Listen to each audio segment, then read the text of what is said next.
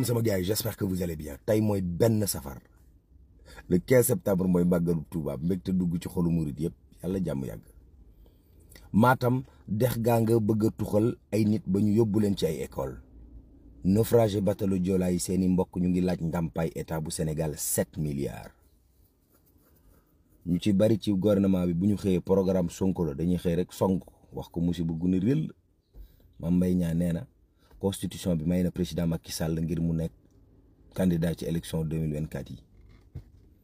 El Malick Ndiaye nee na dara mënut a tere Sonko bokk ci candidat élection présidentielle 2024 yi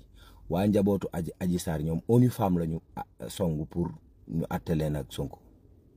Bolivie Sénégal 600 millions de francs CFA la ñu nar a fay ngir ñu def match amical